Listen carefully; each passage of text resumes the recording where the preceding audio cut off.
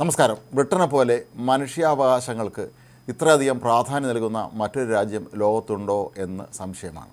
അതുകൊണ്ട് തന്നെയാണ് ലോകമെമ്പാടുമുള്ള അനധികൃത കുടിയേറ്റക്കാരൊക്കെ തന്നെ എങ്ങനെയെങ്കിലും കള്ള ബോട്ട് കയറിയെങ്കിലും ബ്രിട്ടനിലെത്താൻ ശ്രമിക്കുന്നത്. അവിടെ എത്തിക്കഴിഞ്ഞാൽ അവർക്ക് പഞ്ചനക്ഷത്ര ഹോട്ടലിൽ താമസവും അതുപോലെ പോക്കറ്റ് മണിയും മറ്റെല്ലാ ജീവിത സൗകര്യങ്ങളും ബ്രിട്ടീഷ് സർക്കാർ നൽകുന്നുണ്ട്. ഇത് മനുഷ്യാവകാശത്തിൻ്റെ ഭാഗമായിട്ടാണ്. അവർ മനുഷ്യരാണ്, അവർ മനുഷ്യരെ കണക്കാക്കണം എന്നുള്ള ബ്രിട്ടൻ്റെ പണ്ട് മുതലേ ഉള്ളൊരു നയത്തിൻ്റെ കൂടി ഭാഗമായിട്ടാണ് ഇത്തരത്തിലുള്ള സഹായങ്ങളൊക്കെ തന്നെ നൽകുന്നത്. എന്നാൽ പലരും ഇത് ദുരുപയോഗം ചെയ്യുന്നു എന്ന് ആരോപിച്ചുകൊണ്ട് തങ്ങളുടെ നികുതി പണമെടുത്ത് ഈ ഇത്തരത്തിലുള്ള അനധികൃത കുടിയേറ്റക്കാരെ സഹായിക്കുന്നവർക്ക് നക്ഷത്ര ഹോട്ടലിൽ താമസം ഒരുക്കുന്നതൊക്കെ ആവശ്യപ്പെട്ടുകൊണ്ട് ജനങ്ങൾ രംഗത്തെത്തിയ ഒരവസ്ഥ കൂടിയാണ് ഇപ്പോഴവിടെ ഉള്ളത്.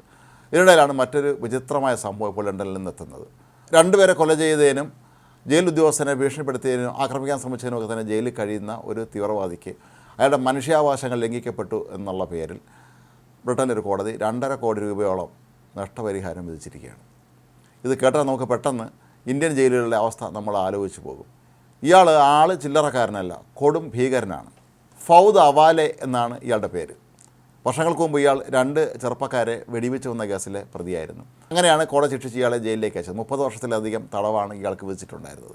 എന്നാൽ ജയിലിൽ ഇയാൾ വെറുതെ ഇരുന്നില്ല. ജയിലിൽ ഇയാളും മറ്റു ചില കൂട്ടാളികളൊക്കെ ചേർന്ന് ജയിൽ ഉദ്യോഗസ്ഥന്മാരെ ആക്രമിക്കുകയായിരുന്നു. ജയിലിലൊരു പ്രധാനപ്പെട്ട ഉദ്യോഗസ്ഥനെ ഇയാളും ഒരു കൂട്ടാളിയും ചേർന്ന് കെട്ടിയിടുകയും കത്തി കൊണ്ട് കഴുത്തിൽ വെച്ചതിന് ശേഷം ഞാൻ 2 പേരെ കൊന്നിട്ടുള്ള ആളാണ്, തന്നെ കൊല്ലാനും എനിക്ക് യാതൊരു ബുദ്ധിമുട്ടുമില്ല എന്ന് ഉറക്കെ വിളിച്ച് പറയുകയും ചെയ്ത വ്യക്തി കൂടിയാണ് ഇയാൾ. അങ്ങനെയാണ് ഫൗദ് അവാലയെ പിന്നീട് ജയിൽ അധികൃതർ ഇയാളൊരു അപകടകാരിയാണെന്ന് കണ്ടെത്തിയതിനെ തുടർന്ന് ഏകാന്ത തടവിലേക്ക് താമസിപ്പിക്കാൻ തീരുമാനിച്ചത്. അങ്ങനെ ഏകാന്ത തടവിൽ ഇയാളെ കുറേ നാൾ താമസിപ്പിച്ചിരുന്നു. പക്ഷേ എന്നാൽ ഇയാൾ പിന്നീട് ചെയ്തത് തൻ്റെ മനുഷ്യാവകാശങ്ങൾ ഇത്തരത്തിൽ ഏകാന്ത തടവിലോടുകൂടി ലംഘിക്കപ്പെട്ടു എന്നും തനിക്ക് ഡിപ്രഷൻ ഉണ്ടായി എന്നും കറുത്ത മാനസിക സമ്മർദ്ദം ഇത് കാരണം താൻ ഇപ്പോൾ അനുഭവിക്കുകയാണ് എന്നും ചൂണ്ടിക്കാട്ടി കോടതിയെ സമീപിക്കുകയായിരുന്നു. അങ്ങനെയാണ് കോടതി ഇയാൾക്ക് നഷ്ടപരിഹാരം നൽകാൻ ഉത്തരവിട്ടിരിക്കുന്നത്. ഇതെന്തൊരു വിചിത്രമായൊരവസ്ഥയാണെന്ന് നമ്മൾ ചിന്തിക്കേണ്ടതുണ്ട്. ബ്രിട്ടൻ പോലെയുള്ള ഒരു രാജ്യത്ത് ഇത്തരത്തിലുള്ള ഒരു മുസ്ലിം തീവ്രവാദിക്ക് 2 പേരെ കൊന്ന ജയിൽ ഉദ്യോഗസ്ഥനെ കൊല്ലാൻ പിടിച്ച് നിർത്തിയിരുന്ന ഒരു വ്യക്തിക്ക് ഇത്തരത്തിൽ നഷ്ടപരിഹാരം നൽകുക എന്ന് പറയുന്നത് നമ്മുടെ രാജ്യത്തൊക്കെ കാര്യങ്ങൾ വെച്ച് നമുക്ക് സങ്കല്പിക്കാൻ പോലും കഴിയാത്തതാണ്. മാത്രമല്ല അബുൽ കൊറ്റാദ എന്ന വിദ്വേഷ പ്രസംഗിയായ ഒരു വ്യക്തിയുണ്ട്. അയാളിപ്പോൾ ജയിലിലാണ്. ഇയാളെ വിട്ടയക്കണമെന്ന് പരസ്യമായി ഇയാൾ പലതവണ ആവശ്യപ്പെടുകയും ചെയ്തിട്ടുണ്ടായിരുന്നു. അപ്പോൾ ഈ ഒരു സന്ദർഭത്തിലാണ് ഇയാളൊരു അപകടകാരി എന്ന് കണ്ട് ഇയാളെ ഒരു ഏകാന്ത തടവിലേക്ക് മാറ്റിയിരുന്നത്. പക്ഷേ അത് ഇയാളുടെ മനുഷ്യാവകാശങ്ങളുടെ ലംഘനമാണ് എന്നാണ് ഇപ്പോൾ ബ്രിട്ടനിലെ നിയമങ്ങളനുസരിച്ച് നമുക്ക് മനസ്സിലാക്കാൻ കഴിയുന്നത്. ഇയാൾക്ക് പണം കൊടുക്കേണ്ടി വരും എന്ന് തന്നെയാണ് ബ്രിട്ടനിലെ ധനകാര്യമന്ത്രിയായ ഡേവിഡ് ലാമി പറയുന്നത്. ചിലപ്പോൾ ഇതിനെതിരെ മേൽക്കോടതിയിൽ അപ്പീലിന് പോകാനുള്ള സാധ്യതയുണ്ട്. എങ്കിലും ബ്രിട്ടനെ സംബന്ധിച്ചിടത്തോളം അവിടെ ഇത്തരം സംഭവങ്ങളൊക്കെ തന്നെ നേരത്തെ ആവർത്തിച്ചിട്ടുള്ളത് തന്നെയാണ്. ഒരാളിൻ്റെ മനുഷ്യാവകാശം, ഒരു വ്യക്തി എത്ര ക്രിമിനലാണെങ്കിലും തീവ്രവാദിയാണെങ്കിലും ഒക്കെ തന്നെ ഒരു മനുഷ്യൻ എന്നുള്ള നിലയിൽ അയാൾക്ക് പരിഗണന നൽകണം എന്നുള്ള ഒരു നിലപാട് നേരത്തെ മുതൽ തന്നെ ബ്രിട്ടൻ സ്വീകരിച്ചിട്ടുണ്ടായിരുന്നു. നമ്മൾ അമേരിക്കയിലേക്ക് നോക്കുക, അവിടെ ഇത്തരത്തിലുള്ള യാതൊരു പരിഗണനയും ലഭിക്കുന്നില്ല.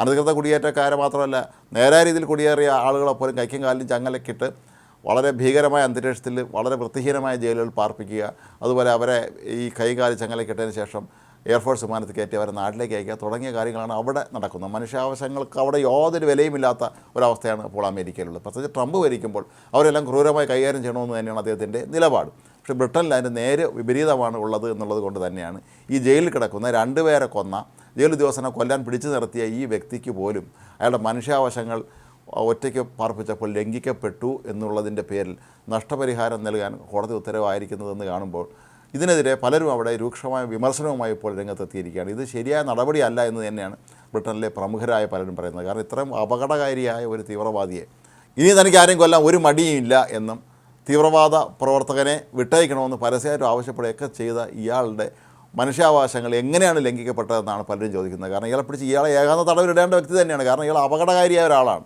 ഇയാളെ മറ്റുള്ളവരുടെ കൂട്ടത്തിൽ ജയിലിൽ പാർപ്പിക്കുകയാണെങ്കിൽ ഇയാൾ വലിയ തോതിലുള്ള അക്രമം അവിടെ നടത്തുമെന്നുള്ളത് ഉറപ്പാണ്. അപ്പോൾ ഈ ഒരു സാഹചര്യത്തിലാണ് ജയിൽ അധികൃതർ ഇയാളെ വേറെ ഏകാന്ത തടവിലേക്ക് മാറ്റിയത്. ഇപ്പോൾ അതിനെയാണ് ഈ ചോദ്യം ചെയ്തുകൊണ്ട് ഇയാൾ കോടതിയെ സമീപിച്ചത്. കോടതി പറയുന്നത് ഈ അവാലയുടെ സ്വകാര്യ ജീവിതത്തിൽ ജയിൽ അധികൃതർ ഇടപെടൽ നടത്തിയിരിക്കുന്നു എന്നാണ്. അതായത് അയാളുടെ സ്വകാര്യ ജീവിതത്തിൽ കടന്നു കയറുകയും അയാളുടെ മാനസിക നില തന്നെ തകരാറിലാവുകയും കടുത്ത മാനസിക സമ്മർദ്ദം കാരണം അയാൾ വല്ലാത്ത വിഷം അനുഭവിക്കേണ്ട അവസ്ഥയും വന്നു എന്നാണ് കോടതി നിരീക്ഷിച്ചതെന്നാണ് ഇപ്പോൾ പുറത്തു വരുന്ന വിവരം. മാത്രമല്ല ഈ അവാല ചൂണ്ടിക്കാട്ടി മറ്റു പ്രധാനപ്പെട്ട കാര്യം താൻ താമസിച്ചിരുന്ന ജയിലിലെ വലിയ തോതിലുള്ള തടവുകാരെല്ലാം തന്നെ ഇസ്ലാമോഫോബിയ ഉള്ളവരാണ് എന്നും അവർ തന്നെ ആക്രമിക്കാൻ സാധ്യതയുണ്ട് എന്നുമൊക്കെയാണ്. അപ്പോൾ ഏതായാലും ഇയാൾക്ക് ജയിലിൽ നിന്ന് പുറത്തിറങ്ങുമ്പോൾ ഇത്രയും വലിയൊരു തുകയാണ് നഷ്ടപരിഹാരം എന്ന നിലയിൽ കിട്ടുന്നത് എന്നുള്ളത് കൊണ്ട് തന്നെ മറ്റ് പല തീവ്രവാദികൾ ഒരുപക്ഷെ ഇപ്പോൾ ബ്രിട്ടനിലും മറ്റ് ജയിലിൽ കഴിയുന്ന പലരും ഇത്തരത്തിലുള്ള നിലപാടുമായി രംഗത്തെത്തുമോ എന്നാണ് സ്വാഭാവികമായി ഇപ്പോൾ പലരും സംശയിക്കുന്നത്. മനുഷ്യാവകാശങ്ങളുടെ ലംഘനമൊക്കെ പറയുന്നത് ശരി തന്നെയാണ്. പക്ഷേ മറ്റുള്ള മനുഷ്യാവകാശങ്ങൾ ലംഘിച്ചുകൊണ്ട് 18, 19 വയസ്സുള്ള 2 ചെറുപ്പക്കാരെ വെടിവെച്ച് കൊല്ലുന്ന വ്യക്തിയായിരുന്നു ഇയാൾ.